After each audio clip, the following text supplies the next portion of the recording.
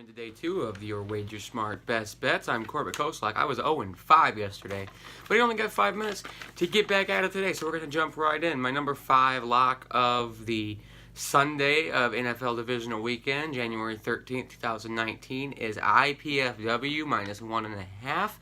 They are at South Dakota. This game doesn't sound very appetizing, but let me tell you, there's not very many appetizing college basketball games today.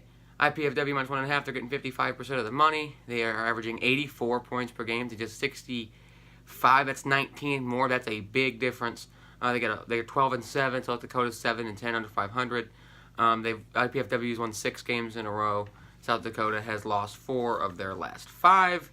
Like I said, not very many appetizing games to go today. The NBA lines are all kind of shady, so I'm going with IPFW minus 1.5 as my number 5 lock of the day.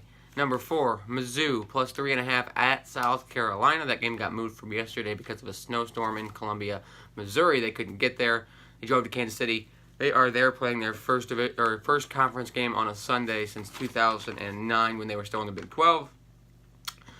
South Carolina is 4-9 against the spread this year.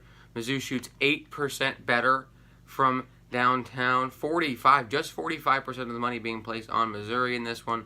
My main cause for concern for South Carolina is their lack of three-point shooting. They shoot just 31% from downtown. If Mark Smith, Xavier Pinson, Jordan Geis, and the like get going, it's going to be hard for South Carolina to match them 3-ball for 3-ball. My number 3, I don't want to call this a lock, but my number 3 best bet of the day is the Saints minus 8. All week I've been on the Eagles plus 8.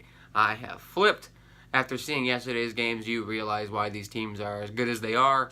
I liked the Colts yesterday. I liked the Cowboys yesterday. Neither one of them got close. I mean, the Cowboys got close covering the spread because of a late, and they could have pushed if they'd have gotten the 2-point conversion, but they ended up kicking the next point, lose by 8. Neither one of them covered. After being 14-1, there was a bound to be both favorites covering day.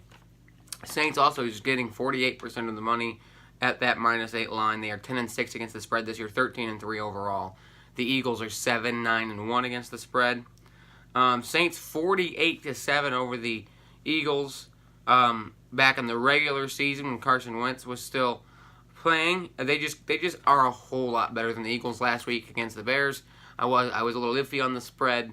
I liked the Bears straight up for obvious reasons. I'm a Bears fan, but the problem is Nick Foles. There is some sort of magic when Nick Foles on the football field. We saw it last week, but the Saints are a whole lot better football team.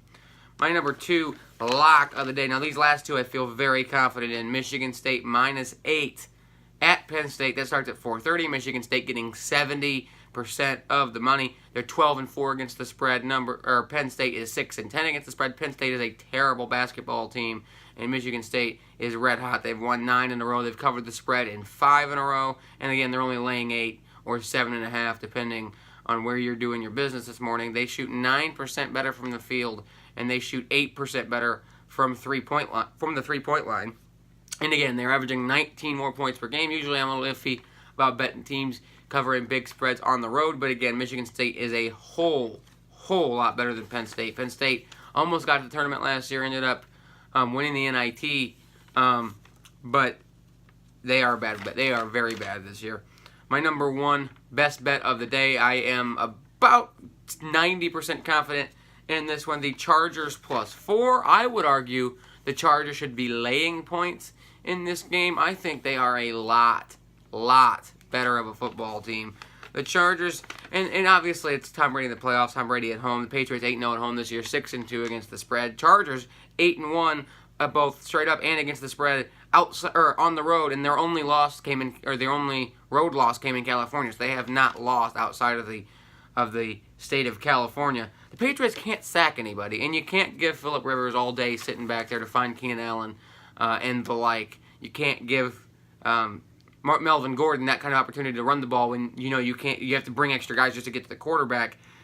It's just not going to work out for the Patriots today. I really like Phillip Rivers and the Chargers and company. Chargers getting 57% of the money. I think this is a changing of the guard game. We saw it in the national championship game. Clemson won by 28. Alabama was about a 5.5, 6-point favorite. I think this is a changing of the guard game in the NFL. Bill Belichick doesn't lose at home in the playoffs. The Chargers have the goods.